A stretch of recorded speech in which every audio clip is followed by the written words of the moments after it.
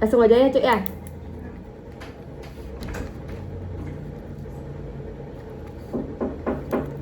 Sebentar Ibu.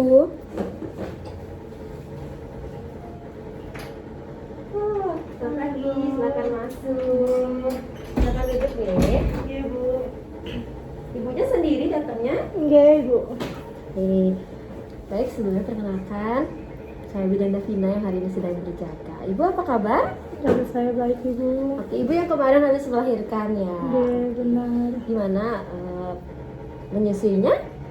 Lancar? Lancar Ibu. Adiknya mau untuk ngedot? Iya bisa. Oke, lalu bagaimana? Apakah ada yang mau didiskusikan Ibu? Jadi gini Bu Bidan, semenjak lahiran itu perut saya tuh masih kerasa kembung gitu Bu Bidan. Dan juga jika saya tekan berasa nyeri. Terus saya juga jarang untuk buang air kecil sama buang air besar. Sama ada keluar cairan dan lainnya tuh busuk Bu Bidan. Itu kenapa ya? Oke, sebelumnya apakah Ibu merasakan demam? Iya, saya demam sejak 2 hari yang lalu Bu Bidan. Oke, kalau begitu saya rangkum terlebih dahulu. Ibu merasakan perutnya kembung, lalu ada nyeri tekan, lalu merasakan demam juga sejak 2 hari yang lalu, jarang BAB BAK, lalu ada cairan yang berbau busuk. Apakah benar? Iya benar. Oke. Dari gejala tersebut, kemungkinan besar Ibu mengalami yang namanya peritonitis atau peradangan pada selaput dinding perut. Itu terjadi akibat adanya infeksi bakteri dari rahim yang menyebar ke rongga perut Ibu, seperti itu.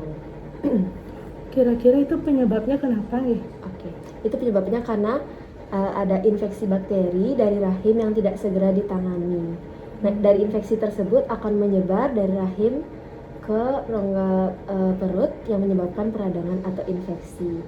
Itu bisa disebabkan oleh tidak menjaga kebersihan kewanitaan dan juga luka jaritan, lalu adanya sisa plasenta di dalam rahim dan juga darah nifas atau cairan yang Ibu sebut tadi itu tidak mau keluar sehingga di daerah tersebut lembab dan menjadi tempat perkembangbiakannya bakteri tersebut.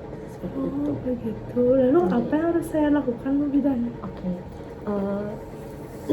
Nanti saya akan membuatkan surat rujukan ke Ibu sehingga Ibu bisa saya rujuk ke fasilitas kesehatan untuk mendapatkan penanganan yang baik dan cepat.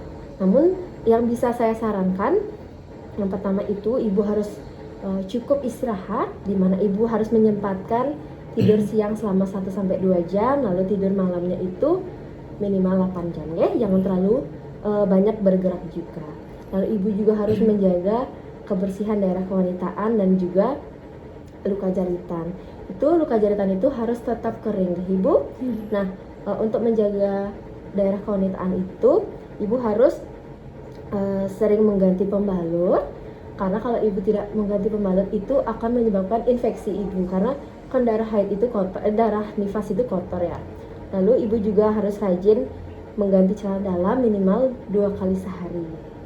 Lalu yang ketiga, Ibu jangan dulu menggunakan cairan kewanitaan ya. Lalu yang keempat, kalau habis BAB BAK, Ibu harus membersihkan daerah kewanitaan Ibu dengan air yang bersih, cukup air bersih saja dari depan ke belakang, lalu dikeringkan menggunakan handuk ataupun tisu seperti itu. Ibu juga harus konsumsi makan makanan yang bergizi untuk meningkatkan daya tahan tubuh sehingga tidak gampang untuk terkena infeksi. Selanjutnya, Ibu harus penuhi kebutuhan cairan per hari itu sebanyak 2-3 liter. Itu harus banyak minum deh Ibu, biar cepat sembuhnya. Lalu kalau kondisi Ibu semakin parah, nanti bisa langsung datang ke rumah sakit seperti itu. Nah, jika kalau saya sudah sembuh, apakah nanti penyakit ini bisa kambuh lagi ya Bu Bidan? Kalau kambuh itu pasti ada bisa kambuhnya gitu. Tapi nanti Ibu bisa mencegah itu dengan cara melakukan atau rutin kontrol nifas. Mana nanti Ibu bisa kontrol itu pada hari ke-6, minggu ke-2 dan juga minggu ke-6 setelah persalinan. Seperti itu. Semakin rutin Ibu melakukan kontrol nifas, semakin cepat juga saya dapat mendeteksi apabila ada kejadian atau komplikasi seperti yang Ibu yang seperti Ibu merasakan sekarang. Lalu Ibu juga harus rajin menjaga kebersihan daerah kewanitaan dan juga luka jaritan seperti yang saya katakan sebelumnya. Lalu ibu jangan sama sekali jangan menunda untuk buang air besar dan buang air kecil, karena sekali ibu menunda itu akan dapat menyebabkan infeksi, ibu. Lalu yang terakhir, kalau ibu sudah merasakan demam, adanya nyeri, dan juga darah nifasnya itu berbau, itu ibu bisa langsung datang ke tenaga kesehatan atau tenaga medis, jangan ditunda, ya. Nggih. Apakah ibu paham? Nggih, sudah paham Bu. Oke, apakah ada yang mau ditanyakan lagi? Tidak ada. Oke, karena ibu tidak ada yang ditanyakan lagi, dari hasil diskusi tersebut, apakah ibu bisa mengulang kembali yang sudah didiskusikan tadi mengenai cara mencegah terjadinya peritonitis ini? Nggih, bisa.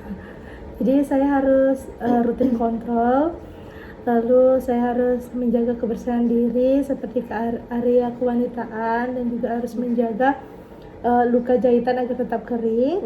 Lalu saya tidak boleh untuk menunda buang air kecil dan buang air besar. Terus saya jika saya sudah merasa demam, kurang enak badan, lalu ada nyeri dan juga ada cairan yang keluar yang berbau, saya harus cepat-cepat untuk kontrol ke rumah sakit atau ke fasilitas kesehatan. Seperti itu ya Bu Bidan? Benar sekali. Nanti ibu sudah benar-benar menyimak diskusi tadi, ya. Baik, kalau seperti itu, sekarang saya akan membuatkan surat rujukan terlebih dahulu. Nanti saya akan bantu untuk memantau perkembangan ibu setiap harinya. Semoga kondisinya semakin membaik, ya, ibu. Apakah boleh saya minta data dirinya, ibu? Sekarang saya akan buatkan surat rujukan, ya. Nggih. Namanya ibu? Siwa. Oke.